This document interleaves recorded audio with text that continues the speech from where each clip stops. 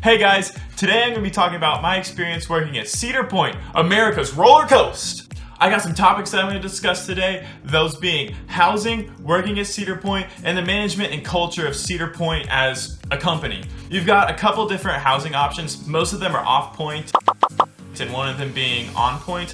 I'm going to be discussing the different pros and cons of living on point versus off point. I lived off point, so I'm going to start talking about that first. Off point, you've got commons dorms, commons apartments, bayside dorms, and bayside apartments. Pros of living off point. You're close to your car. This one is huge. There's a bridge that goes over the road that you can walk to and get to your car rather quickly. It's important to get to your car to save time and just going anywhere. Going to get groceries or just do anything not related to Cedar Point. Next, you're right next to the rec center. The rec center has a small cafeteria in it. It's got a lounge with a TV, computer lab. It's got a little employee store where you can get employee swag and employee merch for really cheap, really great prices, honestly. Some foosball tables, ping pong tables, basketball courts, and a soccer field. Other than that, you're also close to the housing office. So if you have any issues with housing, if you need to move, you go there. They will check for any other openings in the other dorms or apartments. If you've got roommate issues, go there and then you can move to a different place. You're also next to Louie's, which is this Cedar Point employee bar. Now, other people who aren't Cedar Point employees can go there.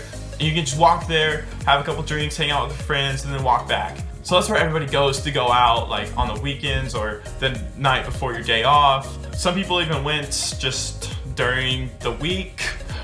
Whenever they had like a 12-hour shift the next day, they'd still go out and stay out late and drink a whole lot. I could not do that. Oh my gosh, I have to have my sleep. So cons of living off point. You're far away from the point. You're not living in the park. You either have to get in your car and drive to work, or you have to get on the bus. And if you don't have a car, getting on the bus takes so much longer. You have to wake up way earlier to get there. The bus comes every like 20 minutes, so if you miss your bus, you're gonna be late to your shift. It just takes so much extra time out of your day to take the bus. So if you have a car, I highly recommend bringing a car. It will give you an immense amount of freedom. That's really the main con of living off point. Now, the dorms all have air conditioning in the dorm room, except for maybe Bayside. I don't think Bayside has air conditioning. I'm not entirely sure. Don't quote me on that. But I know for sure that Commons does. That's why I went with Commons, was because they have an AC unit in the window. The Commons apartments only have AC in the living room and not the bedrooms, so that's why I chose to live in the dorm. Commons is where I lived. I've got a couple pictures here of my dorm room. It doesn't look horrible. It just kind of looks like a crappy college dorm, which is essentially what it was, so it really wasn't bad. Another con for the off-point dorms is that they seriously look like a prison. It kind of feels like a prison on the inside, but you get used to it.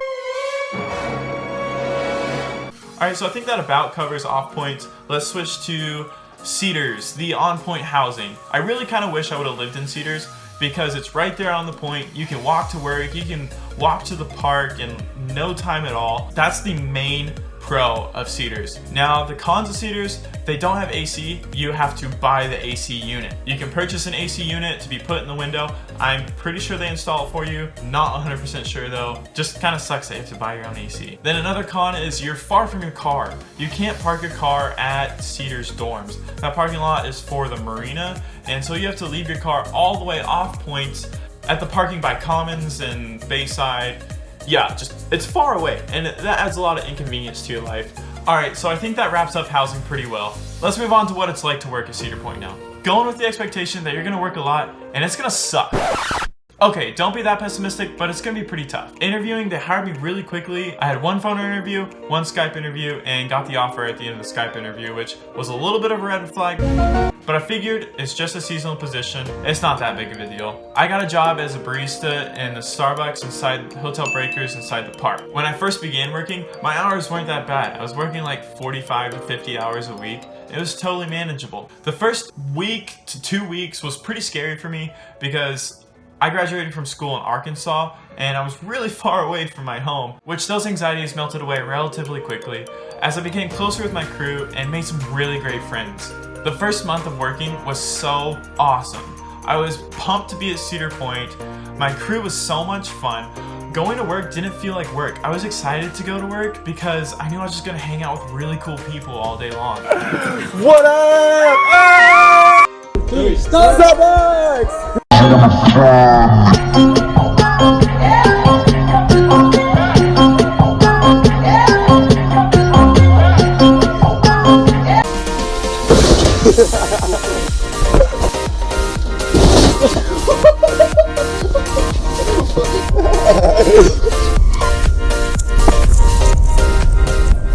I absolutely loved it. I fell in love with Cedar Point.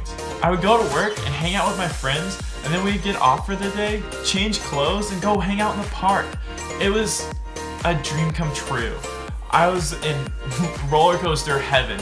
Then the second month rolls around, and I'm feeling pretty tired. Everyone else is feeling pretty tired, but we're all still having a great time. The tiredness kind of plays into the hysteria at work. We start getting pretty loopy and just doing weird stuff and making each other laugh so hard to the point where we almost pee. It's still a good time, but you're tired. And after that first month, I became a supervisor, so my hours really shot up. My supervisor shifts were 12 hours long for the rest of the time that I worked there. Opening shift was 5 a.m. to 5 p.m. and closing shift was 2 p.m. to 2 a.m. You also had to supervise the bar that was in the rotunda along with Starbucks. And the bar doesn't close until like 1 a.m. and then closing takes forever, so you don't clock out until about 2 a.m. Now all that adds up, and the third month I became exhausted. I was more irritable at work, and I really wasn't having that much fun there. It kind of sucked, which made me really sad because I loved Cedar Point, and even just like being around the roller coasters wasn't enough for me at that point. Working those long hours, battling it out in the trenches of Starbucks against hordes of customers for 5 hours straight forges a bond like no other between people. You're dying, you're so exhausted, but so is everybody else, and you're all dying together, and that makes the bond so special. Some perks for working at Cedar Point are you get free entry to Cedar Point, of course, but also all the other Cedar Fair parks. So Kings Island, Kings Dominion, Knott's Berry Farm, Carowinds, Canada's Wonderland. All those places you can get into for free if you can just make the road trip there. Cedar Point also offers bus trips. Some of these bus trips would go to New York, Chicago, even Niagara Falls. You can get out and go explore some states around you, other places you might not have ever been able to go. You also get some employee discounts on food and merch. I think it's like 10% or something, but it helps out. And near the end of the season, Cedar Point does these huge sales where they offer up a whole bunch of merch and like games prizes that you can buy for really cheap prices. So that's how I got these guys. Finally, it's time to talk about management. I didn't have a bad experience with management. My managers were pretty good. They listened to us when we had a problem. They asked us for input about how to make the store run more efficiently, how to enhance processes.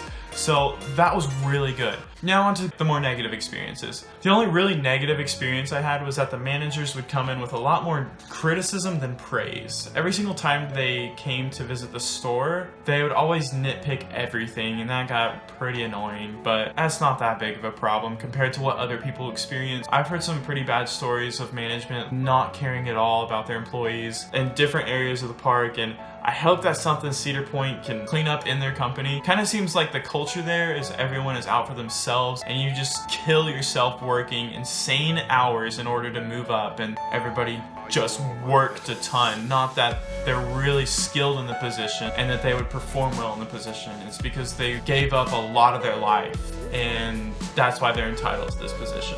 So that's kind of an old way of thinking. I really hope Cedar Point catches up to the rest of the world because it's a really awesome place and I want to see Cedar Point do well. Now to wrap everything up, if you're on the fence about working at Cedar Point, my recommendation from what I experienced is to say, go for it. Just try it. You could end up having the best summer of your life. One that you will literally never forget, and when you get home after being so exhausted all summer, you'll reflect on all the awesome times you had with wonderful people. Now, not everybody experiences that, and if you're having a bad time, if you're absolutely hating it, you can always just leave. So, I don't see any hurt in trying it. I definitely recommend it. I had an awesome time, and I made really great connections with some really genuine people there. Our friendships are so good that I'm even flying up to Cedar Point this weekend to go visit them and then go to the park and hang out like old times. It truly is something special. I'm gonna end the video here. I'm sure it's pretty long. I hope you enjoyed hearing my experience, and I really hope that you learned something. If you did, leave a like on the video, click subscribe if you want to see some more content, and then also click the bell button if you want to know when I upload a video. Thanks for watching, guys. Have an awesome day. See you later.